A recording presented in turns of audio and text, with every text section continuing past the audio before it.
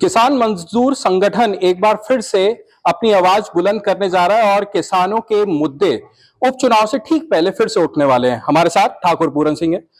ठाकुर साहब, उपचुनाव से पहले एक बार फिर से हुंकार भरने जा रहे हैं। इससे पहले भी आपने लोकसभा चुनाव से पहले हुंकार भरी थी। क्या कहना चाहते हैं, क्या मुद्दे हैं? देखो, वैसे तो किसान हर बार यही आस यही उम्मीद करता है कि भाई चुनाव आओगे और हमारी किस्मत का भी कभी ना कभी फैसला उस सदन में होगा जहां देश के लोकतंत्र का सबसे बड़ा मंदिर बताया जाए।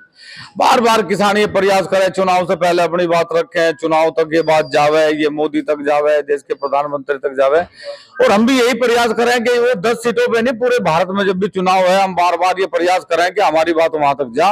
लेकिन इस देश का दुर्भाग्य है कि वो आवाज हमारी आज तक उस सदन तक पहुंच ही नहीं पाई, न किसी सांसद के रूप में और ना किसी व्यवस्था के रूप में। इसलिए हमारे लोगों का काम है कि हम लोग आंदोलन करते रहें, प्रयास करें।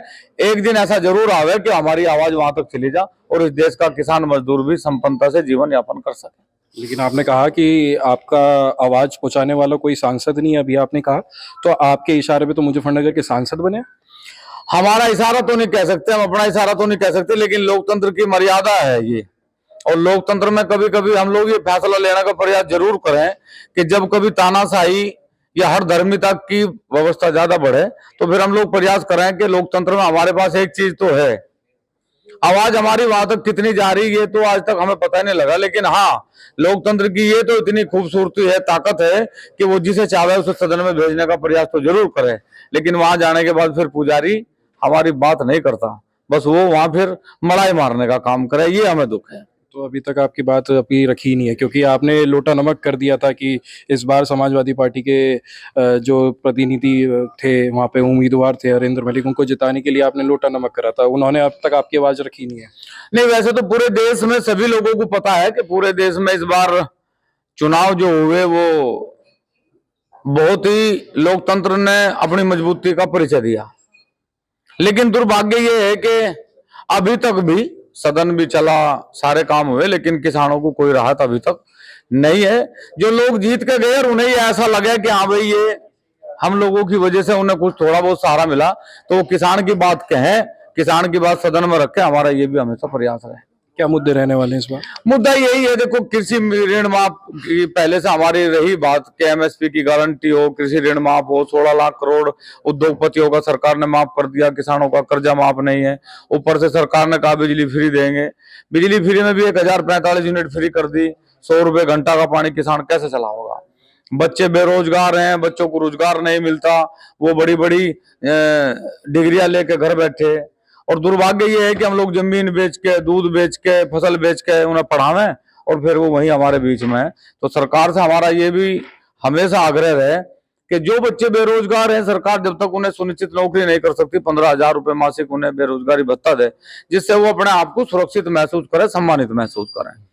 बहुत मुद्दे हैं। मान लिया सरकार पेस्टिसाइड को कह रही कि बंद करो, जैविक करो, फिर भी सरकार ने जगह जगह जगह पेस्टिसाइड की दुकानें खुलवा दी। और एक कमाल की बात देखो, सरकार जो गांव में डॉक्टर हैं, सरकारों का फोकस उन डॉक्टरों पे तो चला गया जो गांव में दुकान खोलने बैठे, जो हमें कभी सिर के दर्द की बंटी दे दे, कभी चोट लग के हमारे पट्टी कर लें। लेकिन सरकार ने कभी ये नहीं सोचा कि भाई झोला छाप अगर डॉक्टर हो सके तो झोला छाप तो पेस्टिसाइड वाला भी हो सके ना। तो सरकार पेस्टिसाइड की दुकानों पे कोई उसका फोकस नहीं है, गांव में बिकने वाली शराब पे उनका कोई फोकस नहीं है। गांव में और शहरों में जो नशा रात दिन बढ़ता जा रहा, नशे पे जो बच्चे आ रहे, वो नशा हो कहां से? लेकिन अभियान तो चलाते रहते हैं, जो जहरीली शराब बिकती है उस पर भी अभियान चलता रहता है, और आप जो मुद्दे बता रहे हैं आप तमाम पहले भी उठा चुके हैं। तो अब आपको क्या लग रहा है कि अब आपकी बात माननी जाएगी या फिर से वही ठंडे बस्ते पे चली जाएगी? देखो, 200 साल तक आंदोलन करा इस देश में क्रांतिकारियों ने, और भगत सिंह जी से पहले बहुत लोग ये सोचते रहे कि मेरी आवाज जागी, और वो गई। किसी की इतना, किसी की इतना, सबकी आवाज गई। और लास्ट में सन 1947 में देश आजाद हुआ। हम भी उसी उम्मीद के साथ आंदोलन करें कि एक दिन हमारी बात वहां तक जरूर जागी और किसान और मजदूर आजाद होगा।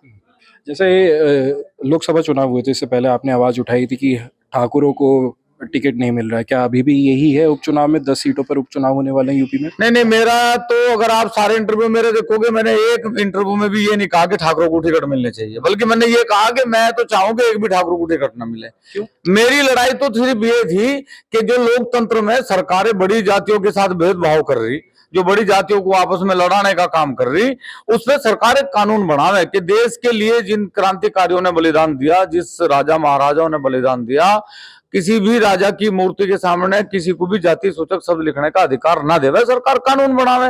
अब अगर सरकार ये मानती है कि प्राइमरी विद्यालय है, जूनियर विद्यालय है, तो जूनियर पे प्राइमरी, प्राइमरी पे जूनियर लिखना गलत है ना, अनभिज्ञता हो जाएगी, उसका एहसास ही नहीं हो पाने का मुझे पढ़ना कहाँ है। तो सरकार से हमारी डिमांड ये थी कि सरकार जाति सूचक जो शब्द लिखे गए उन्हें हटावे और ईमानदारी से दो बड़ी जातियों में जो विद्रोह है उसको समाप्त करने का काम करे।